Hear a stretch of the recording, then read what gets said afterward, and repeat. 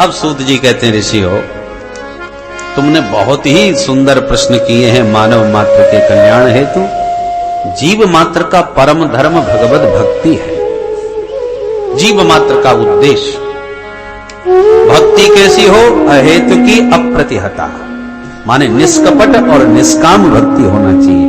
यदि ऐसी भक्ति हमारे भीतर जागृत हो गई तो जनयत्यासु वैराग्यम ज्ञानम च यद हेतुकम।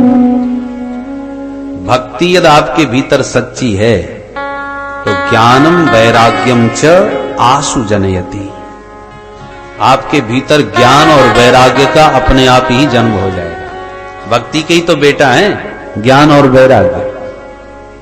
तो भक्ति होगी, अरे मां होगी तो बच्चे पैदा होंगे, पर मां का मातृत्व तभी पूर्ण होता है जब पुत्रवती बने। ऐसे ही हमारी भक्ति की सार्थकता तभी है जब भगवान के स्वरूप का हमें बोध होने लगे और जगत से हमें वैराग्य होने लगे। भजन तो खूब कर रहे हैं पर रस संसार में ही आ रहा है और भगवान में आकर्षण भी नहीं हो रहा, तो आपकी भक्ति बंध्या है। मां जैसे पुत्रवती बनने पर गौरवान्वित होती है, ऐसे ही भक्ति की सार्थकता तब है जब ज्ञान और वैराग्य आपके भीतर भक्ति में जन्म लें। अन्यथा ज्ञान बिना भक्ति और वैराग्य बिना भक्ति, उसकी शोभा नहीं, बंध्या भक्ति है। बोलो राधे राधे। राधे राधे। ज्ञान बिना भक्ति हो तो कैसी होती है? माता जी पहुंच गई पूजा करने के लिए ठाकुर जी के पास, और यदि मंदिर में प्रवेश नहीं हो पा रहा और माता जी को बतासे का भोग लगाना है तो बतासा फोड़ा और ये चढ़ा, जय ठाकुर जी महाराज। और अंदर तक कहीं प्रवेश मिल गया तो पता चला बतासा या रबड़ी जो भी भोग लगाना ठाकुर जी के मुंह में भर दी। अब पूजा कैसे करी जाती है, भोग कैसे लगाए, वो उसका ज्ञान कुछ नहीं है। उनकी तो भक्ति है और श्रद्धा है कि ठाकुर जी को हमें पूजना है, अब जैसे समझ में आवे वैसे पूज दिया। तो ज्ञान बिना भक्ति की शोभा उतनी नहीं होती। भक्ति तो हो पर उसका ज्ञान भी होना चाहिए, भगवत सेवा कैसे की जाती है इसका बोध हो।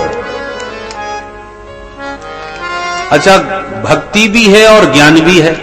कैसे पूजा किया जाता है, सेवा का स्वरूप क्या है, हम अष्टयाम सेवा से भी परिचित हैं, सेवा पूजा से भी परिचित हैं और भक्ति भाव भी बहुत है। पर वैराग्य ना हो तो पता चला सेवा पूजा करके बैठ गई, ज्ञान है इतना मंत्र जाप करना चाहिए, ऐसे मंत्र जाप करना चाहिए, मंत्र में बोलना नहीं चाहिए, सब ज्ञान है। माता जी पूजा सेवा से निवृत्त होकर के अब भजन करने बैठ गई भगवान का, परंतु वैराग्य विहीन स्थिति यदि हो तो क्या होती है कि माता जी भजन तो कर रही और दृष्टि चारों तरफ घूम रही है, घर की व्यवस्था ठीक ठाक चल रही है कि बहू ने नहा लिया कि नहीं, और पता चला कि बहू पड़ोसन के आने पर गप्पे मार रही है उससे बैठी बैठी, और उधर चूल्हे पर दूध बन रहा है और सासू जी भजन कर रही है। अब उन्हें गप्पे भी सुनाई पड़ रही हैं बहू की और उधर दूध भी उफनता दिख रहा है। अब इधर माला की स्पीड, ज्यों ज्यों दूध उफनता जावे त्यों त्यों सासू जी की माला तेज होती जावे। अब बेचारी बोल सकती नहीं, ज्ञान है, बोल नहीं पा रही, फिर भी अब पूरी ताकत लग रही है, आंखें लाल हो रही है, अब बहू फिर भी नहीं सुन पा रही और माला तेज हो गई। आज माला पूरी कर लूं, अपना नियम पूरी कर लूं, खबर लूंगी इसकी। बहुत गप्पे मारती रहती, करना धरना कुछ नहीं, सब दूध बर्बाद कर दिया। जितना दूध बर्बाद नहीं हुआ उतना अपना खून जला लिया, ये हालत हो जाती है। कहने का तात्पर्य है कि वैराग्य के बिना भक्ति हो भी तो भी एक समस्या ही रहती है। भक्ति की सार्थकता कब है? जब भगवत स्वरूप का भी ज्ञान हो और जगत से वैराग्य हो। आज नहीं तो कल बहू को तो जैसे करना वैसे करेगी, तुम कब तक अपने इशारों पर चलाओगे? जितने क्षण प्रभु के पास बैठे उतने क्षण तक प्रभु का होके बैठे, जगत का होके नहीं। तो ऐसा ज्ञान और वैराग्य से संपन्न जब भक्ति होगी तो भक्ति सार्थक है, माने पुत्रवती भक्ति है, ज्ञान वैराग्य से युक्त भक्ति माता है। तब उनकी शोभा होती है। तो जनयत्यासु वैराग्यम ज्ञानम च यद हेतुकम्। जितने भी धर्मानुष्ठान किए जाते हैं वो केवल भगवत भक्ति के लिए होते हैं। आपने पुरस्चरण बहुत किए, तमाम अनुष्ठान कर डाले, पर भगवान की कथा में रुचि नहीं आती, भगवान की लीलाओं में आनंद नहीं आता, तो हमारे सूत जी महाराज स्पष्ट कहते हैं श्रम एव ही केवलम। पूरा परिश्रम कर रहे हो, अभी आपको भक्ति की सार्थकता प्राप्त नहीं हुई, वास्तविक भक्ति आपको नहीं मिली।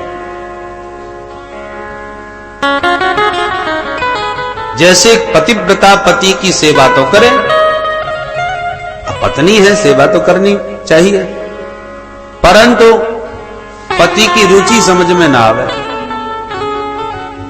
तो पति की रुचि न समझती हुई और पति कुछ कहे कुछ चाहे और पत्नी कुछ और करे, उल्टा सीधा व्यवहार करे, तो इसका मतलब वो पति के रुख को ठीक से समझी नहीं। और सच्चा यदि प्रेम है तो उस प्रेम में ये चमत्कार होता है, जिससे सच्चा प्रेम यदि आप करेंगे तो उसको कहने की भी आवश्यकता नहीं पड़ेगी, आप उसके रुख को देखते ही उसकी रुचि समझ लेंगे कि इस समय ये क्या चाहते हैं। तो सच्चे प्रेम का ये चमत्कार है कि मन की बात भी जान ले। सेवा भक्ति में तो वो शक्ति होती है। श्री नाभा गोस्वामी जी महाराज,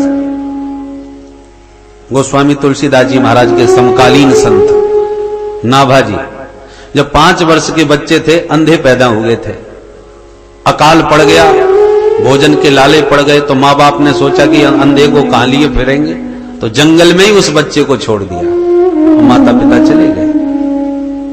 बच्चा जंगल में पड़ा रहा, अंधा तो था, जाए कहां। इतने में श्री स्वामी अग्रदास जी महाराज निकल पड़े जंगल से। ये रामानंद संप्रदाय के संत थे। बच्चे को जब जंगल में खड़ा देखा तो पूछ दिया, बेटा कौन हो और कहां से आए हो इस जंगल में? बालक ने आंखों में आंसू भर के कहा, महाराज यही जानना चाहता हूं कि मैं कौन हूं और कहां से आया हूं। स्वामी जी इस उत्तर से बड़े प्रभावित हुए। बच्चा होनहार है, प्रसन्न हो गए, हाथ में कमंडलू का जल लिया, प्रभु से प्रार्थना करके जो उसकी आंखों में मारा, तुरंत उस बच्चे में नेत्र ज्योति आ गई। बालक समझ गया मुझे समर्थ संत मिले हैं, चरणों में आत्मसमर्पण कर दिया और स्वामी जी के साथ ही चला गया।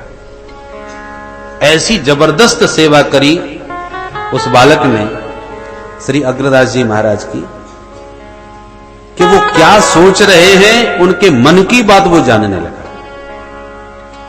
अग्रदास जी महाराज मानसी सेवा करते थे ठाकुर जी की।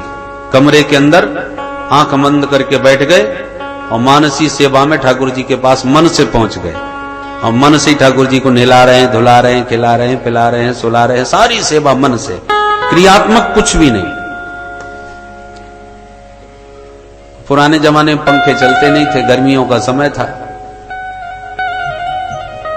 पुराने जमाने वो वस्त्र सा लटका रहता था रस्सी से यूं खींच खींच करके, आज भी बिहारी जी में लटका है, तो ऐसे उसी से ही हवा होती थी। तो स्वामी जी जब मानसी सेवा में ध्यान मग्न बैठ जाते थे तो नाभा जी कमरे के बाहर वो रस्सी हिला हिला के गुरु जी की सेवा करते थे, पंखा करते थे। अब मानसी सेवा चल रही थी अग्रदास जी की ध्यान मग्न, और ध्यान में ठाकुर जी को नहला दिया, नहला करके बढ़िया बढ़िया इत्र चंदन सब लगा के वस्त्रालंकार धारण करा दिए और बढ़िया फूलों की माला गूंथ करके भाव से पहनाना चाह रहे थे। माला गूंथ ली, हाथ में भी ले ली, और जैसे ही पहनाने को हो गए कि उनका एक कृपा पात्र शिष्य उद्योगपति व्यापारी था, पानी के जहाज से बहुत सारा धन लेकर के, वैभव लेकर के, संपत्ति लिए जा रहा था। अचानक तूफान ने लहरों में उसके जहाज को घेर लिया और इतनी जोर से जहाज डगमगाने लगा कि किसी भी पलट सकता था, समुद्र में डूबने ही वाला था कि आर्त भाव से पुकार उठा, हे गुरुदेव रक्षा करो, हे गुरुदेव रक्षा करो। आर्त भाव से जब गुरुदेव को पुकारा तो गुरुदेव का हृदय हिल गया और माला लिए जो ठाकुर जी को पहनाने को बैठे थे भाव में, वो माला नहीं पहना पा रहे, दुविधा में माला लिए ही बैठे रह गए, भाव में आंख बंद किए। गुरुदेव दुविधा में हैं, ये बात नाभाजी बाहर बैठे बैठे जान गए, और किस दुविधा में है वह भी समझ गए। तुरंत प्रभु से प्रार्थना करी नाभाजी ने, हे प्रभु, गुरुदेव की इस पंखा सेवा से जो भी मुझे फल प्राप्त हो रहा है, सुकृत पुण्य प्राप्त हो रहा है, वो पुण्य मैं अपने गुरुदेव, अपने गुरु भाई को प्रदान करता हूं। मेरे गुरु भाई का वह संकट टल जाए, वो तूफान शांत हो जाए। ये संकल्प नाभाजी महाराज ने किया कि तूफान एकदम शांत हो गया। जहाज बड़े आनंद से आगे बढ़ गया और नाभाजी ने बाहर से आवाज लगाई, गुरुदेव तूफान एकदम शांत है, जहाज बिल्कुल सुरक्षित है, आप प्रेम से माला पहनाइए। इतना सुनते ही गुरुदेव गदगद हो गए, नेत्र खुल गए और तुरंत बोले, बेटा कौन? तब दौड़ के अंदर आए, नाभाजी चरणों में प्रणाम किया, आपका चरणों का दास ये नाभा है। बोले, वाह बेटा, मैं इस समय मन से भी क्या सोच रहा हूं वो तू जानता है। तुझे संत सेवा से वो दृष्टि प्राप्त हो गई जो आज तक हम लोग भी ठीक से नहीं देख पाए, वो तू देख रहा है। इसलिए बेटा तू सिद्ध दृष्टि को प्राप्त कर चुका है। अब मेरी आज्ञा है, तू कलयुग में हुए भक्तों का चरित्र लिख, क्योंकि सतयुग द्वापर त्रेता के भक्तों के चरित्रों से तो शास्त्र भरे पड़े हैं, और कलयुग के प्राणी यही सोचते हैं कि प्रहलाद जी हुए थे सतयुग में, तो उस युग में भगवान आया करते थे। हम तो कलयुग के प्राणी हैं, भला हमको भगवान कैसे मिल सकते हैं? तो कलयुग में किसको कैसे भगवान मिले, उन भक्तों का चरित्र तुम लिखो। नाभाजी बोले, गुरुदेव मैं पढ़ा लिखा कुछ हूं नहीं, आपके चरणों की सेवा के अतिरिक्त तो कुछ जानता नहीं, क्या लिखूंगा, कैसे लिखूंगा? स्वामी जी बोले, जब तू मेरे मन की बात जान सकता है बेटा, तो जिस चरित्र को तू लिखने बैठेगा उस चरित्र नायक के मन की बात भी तू जान जाएगा। जिसका चरित्र लिखेगा वही चरित्र तेरे सामने प्रकट हो जाएगा। ये मेरी आज्ञा और आशीर्वाद है। तब नाभाजी महाराज ने भक्तमाल जैसे ग्रंथ की रचना प्रारंभ करी, जिसमें एक से एक सुंदर कलयुग के भक्तों का चरित्र गाया गया है। अवसर मिले तो कभी उस भक्तमाल का आप अध्ययन करें कि इस कलिकाल में भी कैसे कैसे भक्त हो गए हैं, किस प्रकार से उन्हें भगवान की कृपा प्राप्त हुई। अवसर आने पर एक दो प्रसंग कथा के माध्यम से आपको निवेदन करूंगा। कहने का तात्पर्य है कि सेवा और समर्पण में वो शक्ति होती है कि जिसकी हम सेवा कर रहे हैं उसकी मन की गति भी हम जाने। उसी प्रकार जब भगवत सेवा करोगे और सच्चे मन से भक्ति भाव से करोगे तो इसमें बिल्कुल भी संदेह नहीं कि जगत से विरक्ति और गोविंद में अनुरक्ति अपने आप ही हो जाए। और भक्ति सच्ची होना चाहिए, दिखावटी नहीं। भक्ति में दर्शन की उत्कंठा हो, प्रदर्शन न हो। तो जनयत्यासु वैराग्यम, तो निश्चित रूप से जगत से वैराग्य होगा और भगवान से अनुराग होगा। मेरे तो गिरधर गोपाल दूसरों न को। गिरधर गोपाल जब मेरा लगने लगे तो दूसरा अपने आप ही दूर हो जाएगा। ये भक्ति का चमत्कार है, भक्ति के पुत्र है, ज्ञान और वैराग्य। मानव जीवन का उद्देश्य ही भगवान से अनुराग करना है। जीवन का लक्ष्य क्या है? तत्व को जानना। सूत जी स्पष्ट कहते हैं, बहुत काम कर लेना जीवन की सार्थकता नहीं है। एक गधा जिंदगी भर कितनी मेहनत करता है मालिक के लिए, कितना कितना बोझा ढोता है, और बोलो मालिक ने कभी धन्यवाद दिया है? वाह बेटा, तूने मेरे लिए इतना समर्पण किया, अपना जीवन मुझे झोंक दिया। किसी गधे को कोई धन्यवाद नहीं मिला। जब मिला तो दो डंडे ही मालिक के खाने को मिले, और काम का नहीं रहा तो धक्का मार के और भगा दिया। उस समर्पण और उस मेहनत का क्या फल मिला? इसलिए बहुत कर्म कर लेना जीवन की कुशलता नहीं है। कर्तव्य पालन करना चाहिए, पर कर्तव्य पालन में ही पूरा जीवन समर्पित कर देना यह बुद्धिमानी नहीं। परम लक्ष्य को मत भूलो। परम लक्ष्य क्या है? भगवत प्राप्ति, उस तत्व को प्राप्त करना, समझना। सौनक जी बोले, ये तत्व क्या चीज है? तत्व की परिभाषा क्या है? तत्व की परिभाषा देते हैं। वदन्ति तत्तत्त्वविदः तत्त्वं यद् ज्ञानमद्वयम् ब्रह्मेति परमात्मेति भगवानिति शब्दते। वदन्ति तत्तत्त्वविदः तत्त्वं यद् ज्ञानमद्वयम्। सूत जी कहते हैं ऋषियों, तत्व ज्ञानी एक तत्व को ही विविध नामों से जानते हैं। एकम सद्विप्राह बहुधा वदन्ति। तत्व एक ही है, पर ज्ञानियों से पूछा जाए तो ज्ञानी उस तत्व को कहेंगे कि ये ब्रह्म है। योगियों से पूछा जाए तो वो उसी तत्व को परमात्मा कहेंगे। भक्तों से पूछा जाए तो वो उसी तत्व को भगवान कहेंगे। ब्रह्मेति परमात्मेति भगवान इति शब्दते, ये शब्द संज्ञा है, तत्व वही एक है। तो प्रश्न उठता है, ब्रह्म में, परमात्मा में और भगवान में भी भेद है क्या? बोले हाँ, बहुत भेद है। क्या भेद है भाई? प्राय हम लोग ब्रह्म कहें चाहे परमात्मा कहें चाहे भगवान कहें, एक ही बात समझते हैं। बोले एक ही नहीं है, भेद है उसमें। भेद क्या है? बोले ब्रह्म का मतलब है जो व्यापक हो, निर्गुण निराकार जो तत्व है उसका नाम है ब्रह्म। और सगुण साकार तत्व जो है उसका नाम है भगवान। और सगुण निराकार जो तत्व है उसका नाम है परमात्मा। जरा गंभीरता से इस विषय पर ध्यान दें। एक उदाहरण से देखें, ये बिजली है। बिजली तो पहले भी थी, परंतु पहले निर्गुण निराकार के रूप में बिजली व्याप्त थी, हमारे प्रयोग में नहीं थी। पर बिजली की शक्ति तो थी, भले ही हम उससे अनभिज्ञ थे, वो हमारे प्रयोग में न थी, फिर भी आज से 100 साल पहले भी बिजली तो थी, बिजली की शक्ति तो थी, पर वो शक्ति निर्गुण निराकार के रूप में व्याप्त थी।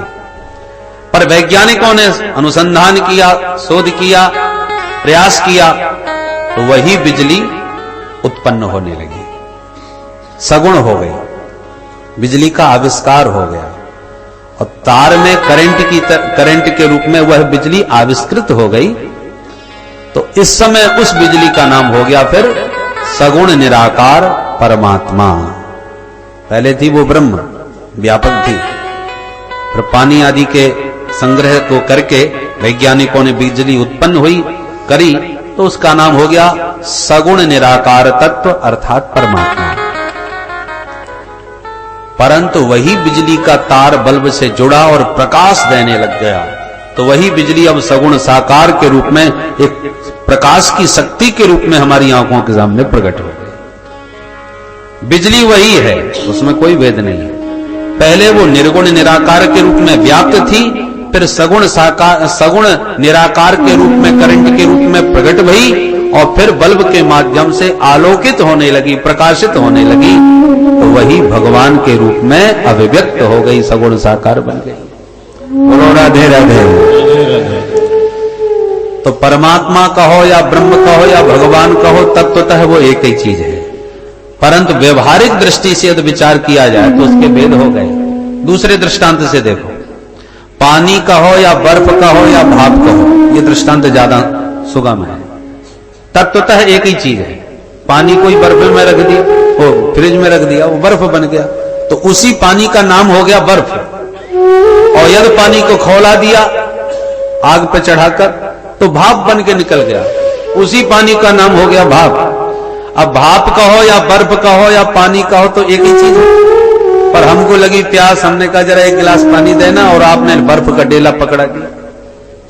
तो मांगने वाला नाराज हो जाएगा, तुम्हारा माथा खराब है, हम पानी मांग रहे हैं, तुम बर्फ दे रहे हो, और तुम तर्क ये दो कि ये भी तो वही चीज है। तो तत्वतः वही चीज है, ये बात ठीक है, पर पानी की जगह पानी ही देना पड़ेगा, बर्फ की जगह बर्फ ही देनी पड़ेगी, नहीं, क्योंकि व्यवहार में वो गलत सिद्ध हो जाएगी। ऐसे ही तत्वतः एक ही चीज है, ब्रह्म कहो, परमात्मा कहो या भगवान कहो, पर रसिकों की दृष्टि से भेद है। जिस ज्ञानी को ब्रह्म में आनंद आएगा, वह परमात्मा और भगवान में उसे नहीं आएगा। और भक्तों को जो सगुण साकार राम श्याम के रूप में भगवान से जो सुख मिलता है, वो निर्गुण ब्रह्म में उन्हें आनंद नहीं आता। इसलिए तत्व तो एक ही है।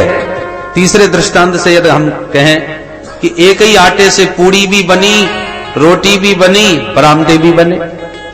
बने तो एक ही आटे से। अब पूड़ी खाओ या परांठे खाओ या रोटी खाओ, परंतु जिसको रोटी की इच्छा है उसे रोटी ही देनी चाहिए।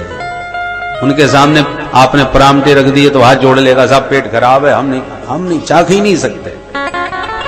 और जिसको खूब बढ़िया तगड़ी खुराक है, जठराग्नि प्रबल है, उसको परांठे नहीं दिए और रूखे फुल्का दे दिए तो हाथ जोड़ लेगा, साहब रूखे फुल्का तो घर में ही बहुत है, यहां पर जो फुल्का खाने आए चकाचक माल छानेंगे, उसको उसमें आनंद आ रहा है।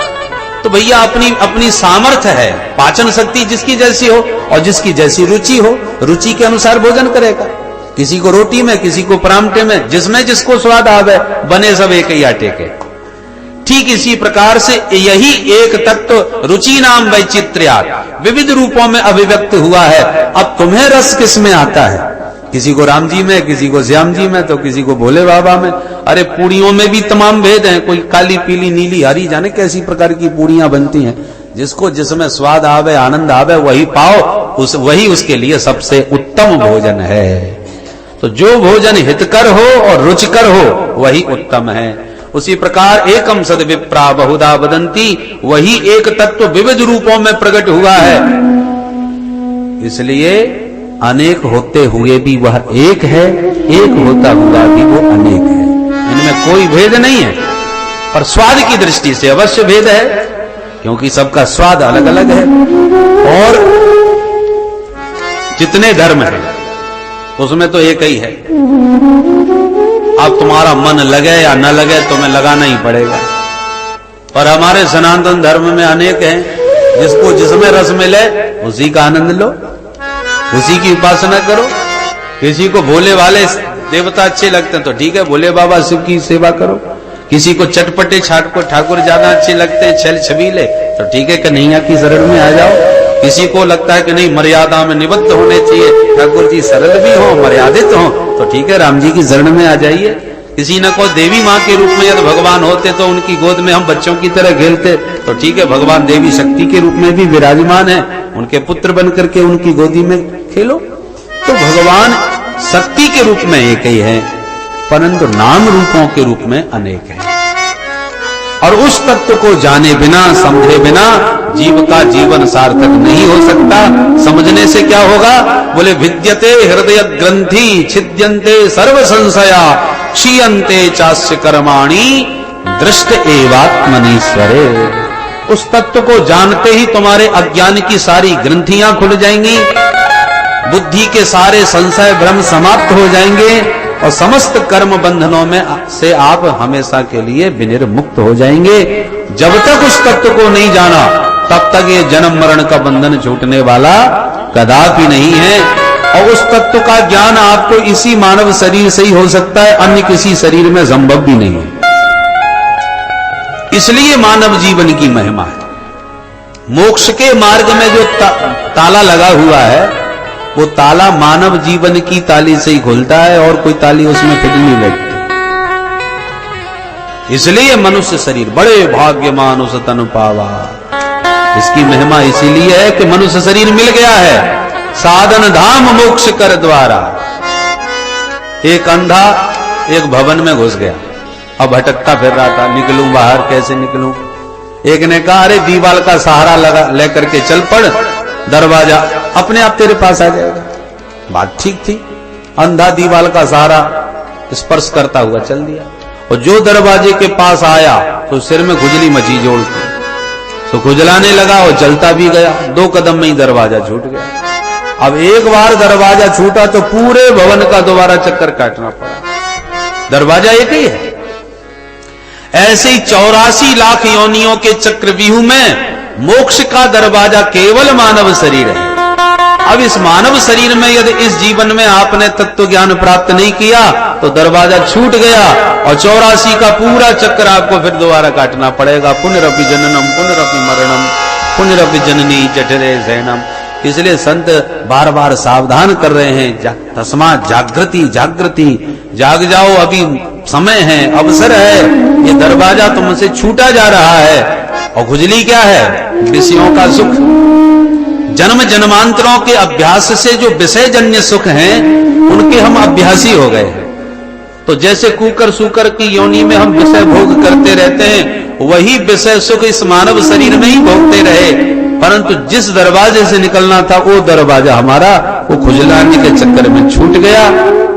अरे खुजली तो आगे पीछे भी आप खुजला सकते हो, दरवाजा आए तो सावधान हो जाओ कि निकलना है अब बाहर, चूक ना जाए। तो वही चूक हमसे बार बार होती है और बार बार जन्म मरण की भवाटीवी में भटक रहे हैं। इसलिए सावधान होकर के दरवाजे पर खड़े तो हैं, बाहर निकल जाए तो कुशलता और नहीं निकले तो फिर जैसे अन्य शरीर है वैसे मनुष्य शरीर में भी वो आपने वही सब काम किए, आहार निद्रा भय मैथुनंच, क्या विशेषता रही? आप भी सोते हो, जीव जंतु भी सोते हैं, आप भी खाते हो, वो भी खाते पीते हैं, आपको भी डर भय लगता है, उनको भी डर भय लगता है, आपका भी परिवार, उनके भी बाल बच्चे हैं। भेद क्या है मनुष्य में और जानवरों में? भेद केवल यही है कि मनुष्य जानता है कि जीवन का स्वरूप क्या है, कर्तव्य जीव का कर्तव्य क्या है, तत्व ज्ञान की योग्यता मनुष्य में है, इसलिए मानव जीवन की महिमा है। और उसको हमने नहीं पाया तो जानवरों की तरह अपना जीवन गंवाया। इसलिए विद्यते हृदय ग्रंथि छिद्यन्ते सर्व संशय। अरे मनुष्य जीवन में भी आप विचार करके देखिए, कई लोग ऐसे भी हैं कि बुढ़ापा आ गया अभी तक यही विश्वास नहीं जमा पाए कि भगवान होते हैं कि नहीं। पहले तो विश्वास तो दृढ़ बने तब तो उपासना आगे बढ़े, विश्वास ही पक्का नहीं हो पाया। एक सज्जन तो ईश्वर का खंडन नहीं किया करते थे, मैं भगवान को नहीं मानता, लोगों की कपोल कल्पनाएं, झूठी सब बातें, मुझे तो कहीं कुछ नहीं अनुभव हुआ, ना कोई दिखा, इसलिए मैं कैसे मान लूं। एक मित्र ने उसकी जेब में हाथ डाला तो अचानक माला झोली निकल पड़ी। मित्र हैरान होके बोला, तू तो ईश्वर का हमेशा खंडन करता है, मैं भगवान को नहीं मानता, तो माला झोली तेरे जेब में कैसे पड़ी?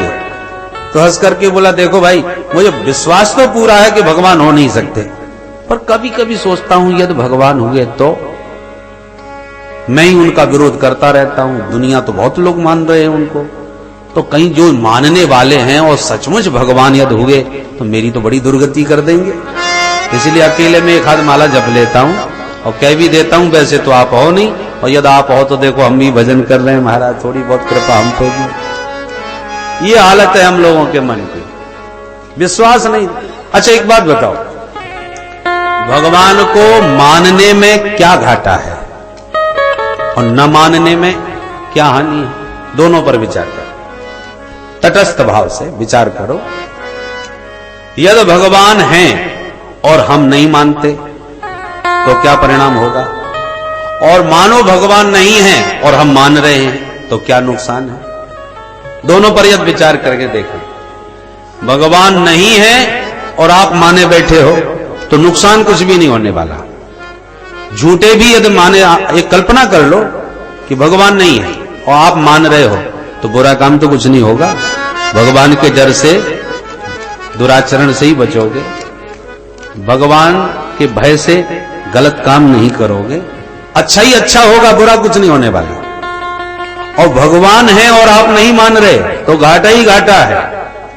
एक उदाहरण से समझ लो, एक गांव जंगल के बीच में था, अब गांव वालों ने हल्ला मचाया, अरे आजकल जंगल में शेर आ गया भैया, अकेले मत जाना कोई शहर, जब भी जाओ हथियार लेके और 2-4 लोग संग में ही जाओ।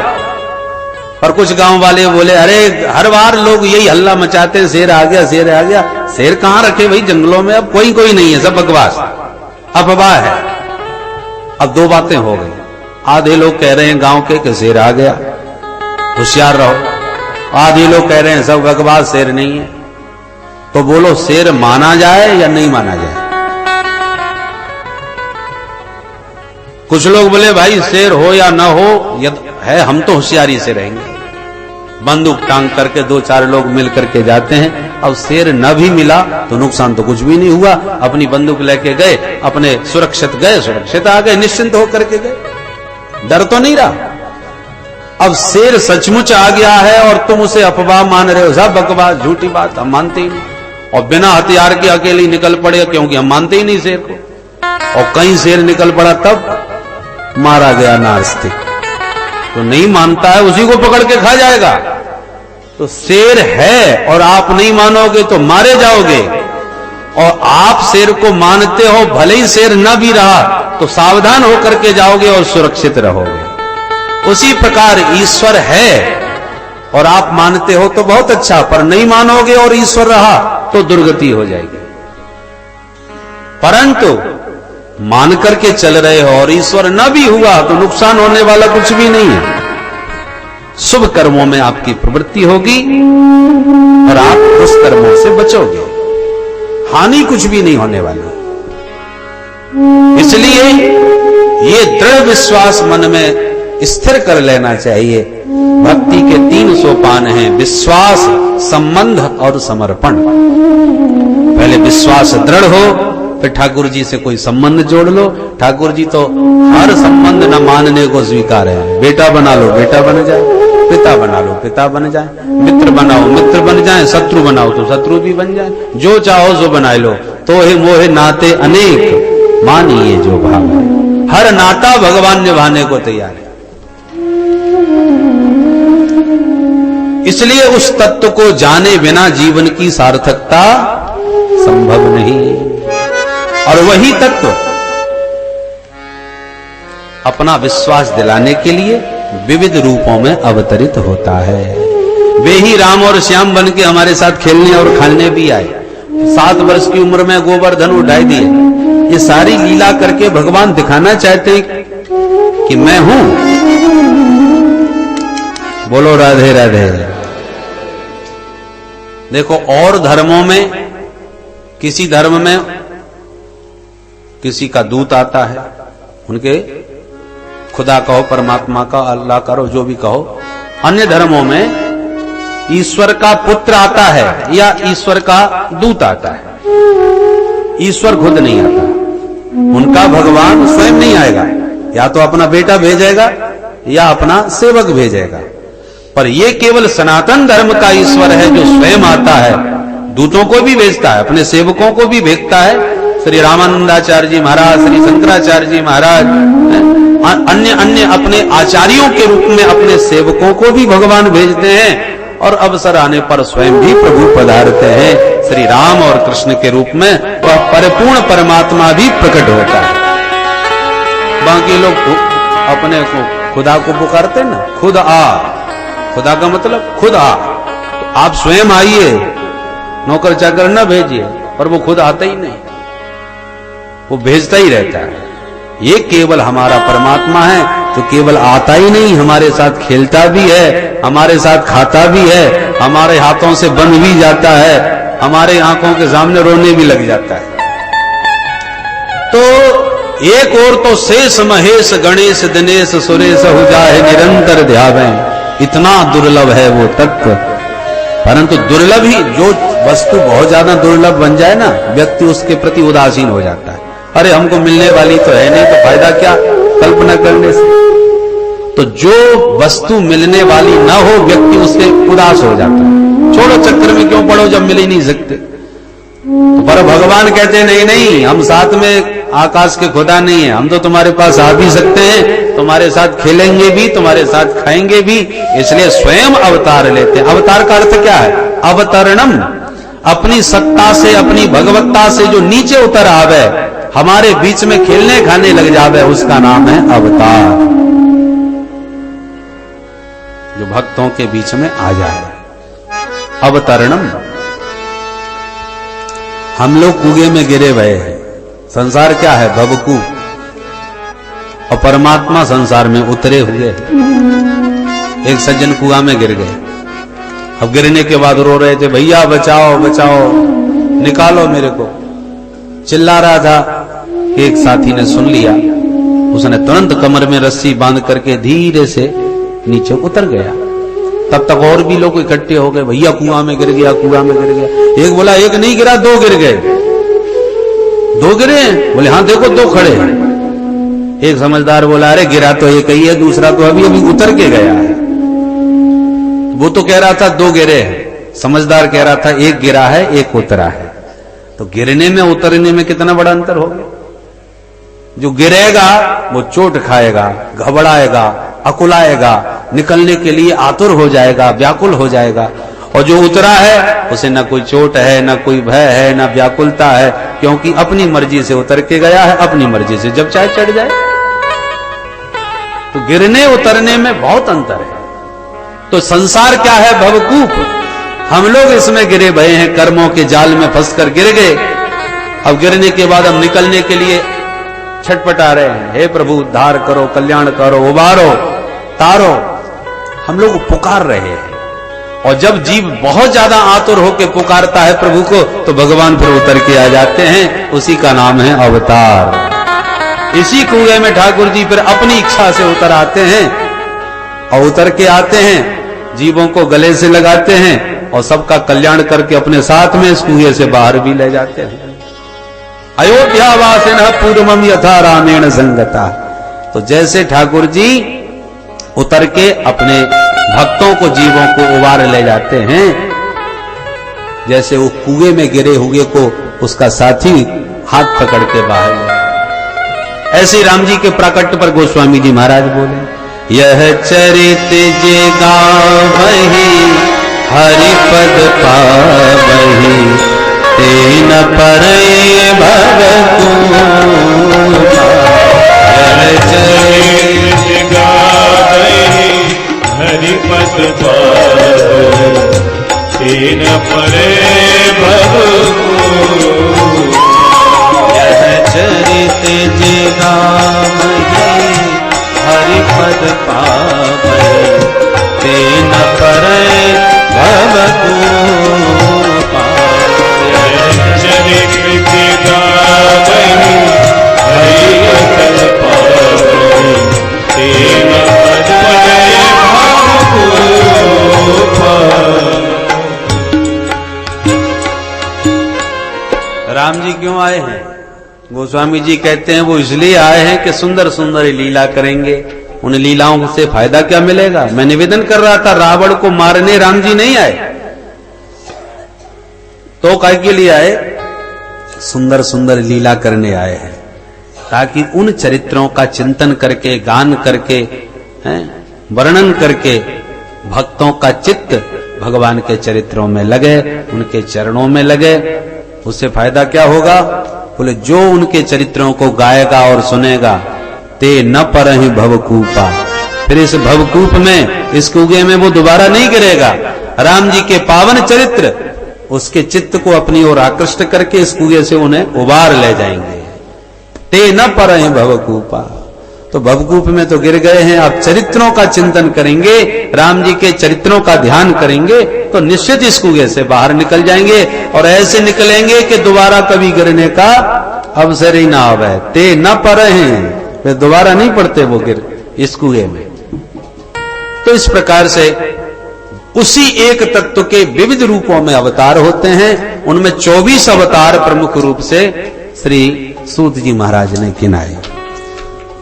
भगवान के कलावतार, आवेशावतार, अवतार के कई भेद हैं, पर परिपूर्ण अवतार केवल श्री राम और श्याम का है।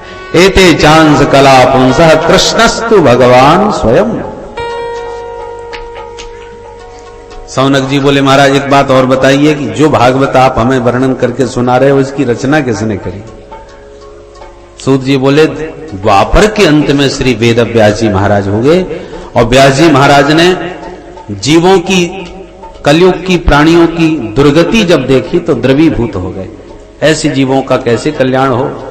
संत त्रिकालज्ञ होते हैं, क्या होगा, क्या हो रहा है, क्या हो चुका, तीनों को प्रत्यक्ष देखते हैं। तो कलयुग के अति मंद प्राणियों का कल्याण करने के लिए व्यास जी महाराज ने एक वेद के पहले 4 विभाग कर दिए, ऋग, यजु, साम, अथर्व। फिर भी आत्म संतोष नहीं हुआ। पंचम वेद महाभारत की रचना करी, फिर भी संतुष्टि नहीं हुई। तब पुराणों की रचना करी, 17 पुराण लिख दिए, इतने पर भी शांति नहीं मिली। तब नारद जी महाराज प्रकट भये और बोले, व्यास जी महाराज पराशर नंदन, पाराशर्य महाभाग भवतः कच्चिदात्मना परितुष्यति शारीर आत्मा मानस बाबा। हे पराशर नंदन व्यास जी महाराज, आपका चित्त हमें अशांत दिखाई पड़ रहा है, उसका कारण बताऊं? बोले बताओ महाराज। बोले आपने ग्रंथ तो बहुत लिखे हैं पर आपने अपनी योग्यता उसमें ज्यादा दिखाई है। अरे जब तक गोविंद के गुणानुवाद नहीं गाओगे व्यास जी तब तक आपको शांति मिलने वाली नहीं है। मैं पूर्व में दासी पुत्र था, मुझ नारद को देखो, परंतु संतों के सत्संग से ऐसा संस्कार मेरा जगा कि मैं गोविंद के चरणों का दीवाना हो गया। उन्हीं का भजन करते करते शरीर छूटा तो ब्रह्मा का बेटा बन के इस जन्म में पैदा हुआ हूं। और गोविंद के गुणानुवाद जब गाने प्रारंभ कर दिए तो आज ये नारद जगत पूज्य हो गया। संसार में अव्याहत गति, देवता हो, मानव हो, दानव हो, राक्षस हो, सब जगह मेरी पूजा होती है। यह है प्रभु के नाम का प्रताप। इसलिए व्यास जी आप ही गोविंद के गुण गाओ तब शांति मिलेगी। नारद जी तो कह के चल दिए। व्यास जी ने तुरंत सरस्वती में स्नान करा और अपनी व्यास गुफा में बैठ के भगवान का ध्यान किया। ध्यान करते ही भागवत की भागीरथी प्रवाहित होने लगे। गा उठे गोविंद के गुणानुवाद, व्यास जी गाने लगे और गणेश जी महाराज लिखने लगे। और देखते देखते 18,000 श्लोकों का ये पावन ग्रंथ प्रकट हो गया। बोल भागवत भगवान की जय। अब भागवत जैसे ग्रंथ का दर्शन करके व्यास जी बड़े आनंदित विचार करने लगे, ये किसे सुनाना चाहिए, किसे सुनाऊं, किसे पढ़ाऊं। याद आ गया अपना बेटा सुखदेव, पर वो तो न जाने जंगल में कहां बैठा होगा, कहां ढूंढने जाऊं उसे। तो व्यास जी ने अपने कुछ शिष्यों को भागवत के जगह जगह के श्लोक रटा दिए, 2-4। चेला जंगलों में उन श्लोकों को गुनगुनाते घूमने लगे। अब जहां सुखदेव जी समाधिस्थ बैठे थे वहीं से गुनगुनाता हुआ एक चेला निकल पड़ा और वो श्लोक सुखदेव जी के कान में पड़ गया जो गा रहा था चेला। कौन सा श्लोक? बर्हापीडम नटवरवपु कर्णयो कर्णिकारं बिभ्रदवासः कनककपिशं वैजयन्तीं च माला रन्ध्राण वेणोरधर सुधया पूरयन् गोपवृन्दै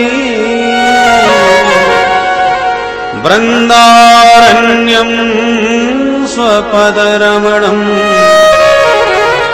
प्राविशद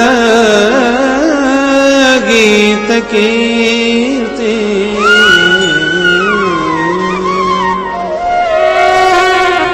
मोर के पंख का मुकुट धारण किए माधव गैया चराते, बैजंती माला को लहराते, पीतांबर फहराते, बंसी बजाते। शाम के वक्त ग्वालों से घिरे हुए गोपाल अपने वृंदारण्य में प्रवेश पा रहे हैं। जो इस गोपाल की झांकी इस श्लोक के माध्यम से सुखदेव जी ने कानों से सुनी तो मोर मुकुट बंसी वाला श्रवण रंध्र से हृदय में आकर के खड़ा हो गया। अब सुखदेव जी तो निर्गुण ब्रह्म का ध्यान लगाए रहे थे और गोविंद की मनोहारिणी छवि जब हृदय में उतर गई इस श्लोक के द्वारा तो दीवाने हो गए, उठ के खड़े हो गए। ऐसे मोर पंख वाले का तो दर्शन करूंगा, अवश्य मिलूंगा। चित्त छटपटा उठा मिलने को। फिर ध्यान में आया सुंदर बहुत है पर स्वभाव का न जाने कैसा होगा। हम पागलों की तरह दीवाने बने उसके पीछे भागते फिरे और वो हमें पीछे मुड़ के ही ना देखे, हमसे बातें ही ना करे, वो हमें पूछे ही नहीं। तो ऐसे के पीछे भागने से क्या फायदा जो हमसे बात ही नहीं करना चाहता। स्वभाव का यदि कठोर हुआ तो हमारे किस मतलब का। ऐसे के पीछे नहीं जाना चाहिए। हाँ सुंदर तो है पर स्वभाव का तो पता नहीं ना कैसा होगा। तो पुनः अपने चंचल चित्त को सावधान किया। तो दुनिया के चक्कर में न पड़ो, ब्रह्म का चिंतन करो, मन को समझाने लगे। तब तक उस चेला ने दूसरा श्लोक सुना दिया।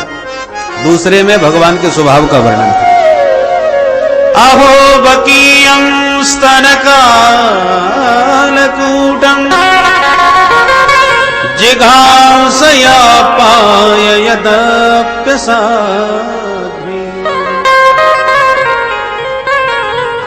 लेभे गतिं धातृचितां ततोऽन्यम् कम्बादयालुं शरणं व्रजे कम्बादयालुं शरणं व्रजे। अहो आश्चर्यम, इससे बड़ा महान आश्चर्य क्या होगा कि जो कालकूट विष लगाए स्तनों में पापनी पूतना स्तनपान करा के भगवान को मार डालना चाहती थी, विषपान करा रही थी, और उसके सारे पापों पर पर्दा डाल के प्रभु पुलकित हो गए, प्रसन्न होके बोले, अरे बुरी भली जैसी भी सही, पर काम तो मेरी मैया जैसा कर रही है। कितने प्यार से मुझे गोद में लिया, कितने प्यार से मुझे स्तनपान कराया, ये सारा व्यवहार एक माँ जैसा है। इसलिए धात्र्योचित गतिम लेभे, माँ जसोदा के समान गति उस पूतना जैसी पापनी को भी प्रभु ने प्रदान कर दी। ऐसे परम दयालु की शरण में भला कौन अभागा आना नहीं चाहेगा। जो पूतना में दोष नहीं देख सके वो भला भक्तों का दोष देखेंगे। जन अवगुण प्रभु मानन का, जन अवगुण प्रभु मानन का, जन अवगुण प्रभु मानन का, जन अवगुण प्रभु मानन का, दीन बंधु अति मृदुल सुभाव, दीन बंधु अति मृदुल स्वभाव, दीन बंधु अति मृदुल स्वभाव, दीन बंधु मृदुल स्वभाव, अति मृदुल स्वभाव, अति मृदुल स्वभाव, अति मृदुल स्वभाव, अति मृदुल स्वभाव। दीवाने हो गए सुखदेव जी। वाह, इतना सुंदर होने के साथ साथ इतना दयालु, इतना कृपालु, अब नहीं चूकना चाहिए। हरेर गुणाक्षिप्त मति ही भगवान बादरायणी। उठ के खड़े हो गए और भागे भागे आए, भैया बड़े प्यारे श्लोक सुनाए, जरा दो चार और गुनगुना दो। चेला बोला, हमारे गुरुजी ने 2 ही सिखाए थे, और सुनना चाहो तो चलो गुरुजी के पास। 18,000 श्लोकों का एक बड़ा सुंदर ग्रंथ बनाया है, उसमें ऐसे ही सब सुंदर सुंदर श्लोक हैं। सोई दीवाने सुखदेव जी उस चेला के बहाने दौड़े दौड़े चले आए और व्यास जी के चरणों में साष्टांग प्रणाम किया, उठा करके पुत्र को हृदय से लगा लिया और बोले, बेटा ये ग्रंथ तुम जैसे परमहंसों के लिए ही मैंने तैयार किया है, बैठो। और मन में पुलकित हैं व्यास जी, जो पैदा होते ही भाग गया था, मेरे गोविंद के चरित्रों का चमत्कार है, जो चुंबक की तरह उसे खींच लाया। प्रभु का चरित्र सुखदेव जी को खींच कर पुनः व्यास जी के पास ले आया। अध्यगान महदाख्यानम, तब अपने प्रिय पुत्र को व्यास जी महाराज ने सांगोपांग संपूर्ण भागवत संहिता का श्रवण कराया। और भागवत रस में डूबे हुए महामुनि श्री सुखदेव जी एक दिन घूमते हुए इसी पावन बरगद के नीचे बैठे और अवसर पा करके परीक्षित के माध्यम से सारे संसार को भागवत सुधारस पान करा दिया। बोलो भागवत भगवान की जय, सुखदेव जी महाराज की जय। तो सुखदेव महाप्रभु ने परीक्षित को कथा क्यों सुनाई, इसका कारण द्वितीय सत्र में सुनाएंगे। ठीक 2:30 बजे पुनः आप पधारिए। आइए मिलकर के गोविंद नाम स्मरण करते हुए वाणी को गिरा। जय सिया राम, जय जय सिया राम, जय सिया राम, जय जय सिया राम, जय सिया राम, जय जय सिया राम, जय सिया राम, जय जय सिया राम, जय सिया राम, जय जय सिया राम, जय सिया राम, जय जय सिया राम, जय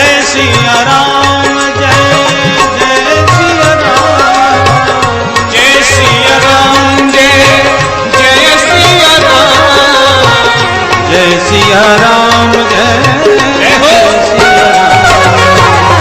जय सिया राम जय सिया राम जय सिया राम जय जय सिया राम जय सिया राम जय सिया राम श्री कृष्ण गोविंद हरे मुरारी हे नाथ नारायण श्री कृष्ण गोविंद हरे मुरारे हे नाथ नारायण वासुदेव श्री कृष्ण गोविंद हरे मुरारी हे नाथ नारायण वासुदेव श्री कृष्ण गोविंद हरे मुरारे हे नाथ नारायण वासुदेव हे नाथ नारायण वासुदेव हे नाथ नारायण वासुदेव हे नाथ नारायण वासुदेव हे नाथ नारायण वासुदेव हे नाथ नारायण जय हो हे नाथ नारायण वासुदेव श्री कृष्ण गोविंद हरे मुरारी हे नाथ नारायण वासुदेव श्री कृष्ण गोविंद हरे मुरारे हे नाथ नारायण वासुदेव श्री कृष्ण गोविंद हरे मुरारी हे नाथ नारायण वासुदेव श्री कृष्ण गोविंद हरे मुरारे हे नाथ नारायण वासुदेव श्री कृष्ण गोविंद हरे मुरारी हे नाथ नारायण वासुदेव श्री कृष्ण गोविंद हरे मुरारे हे नाथ नारायण वासुदेव हे नाथ नारायण वासुदेव हे नाथ नारायण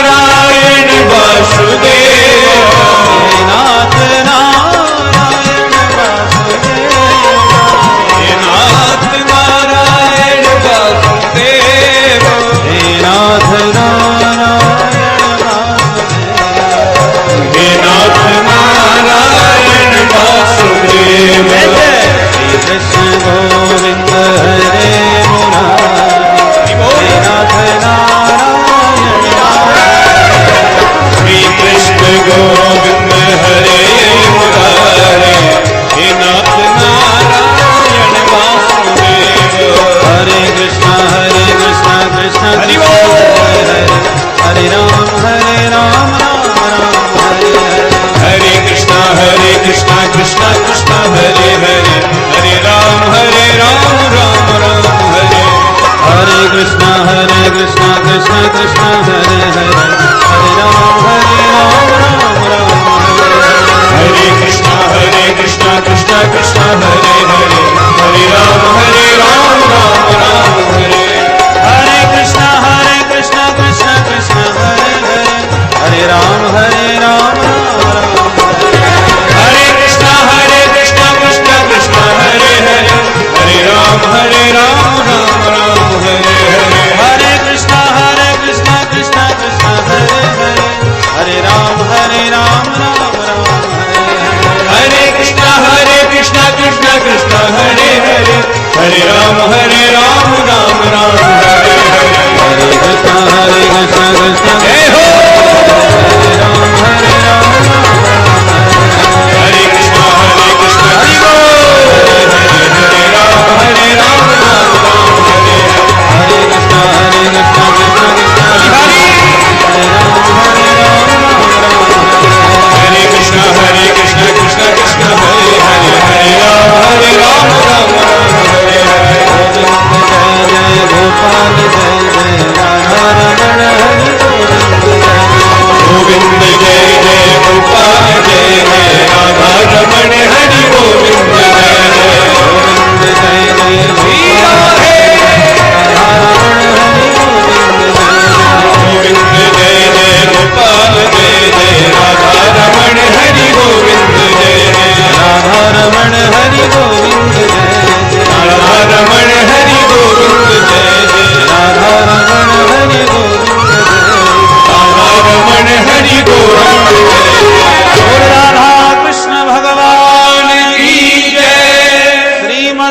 भागवत महापुराण की जय। सुखदेव जी महाराज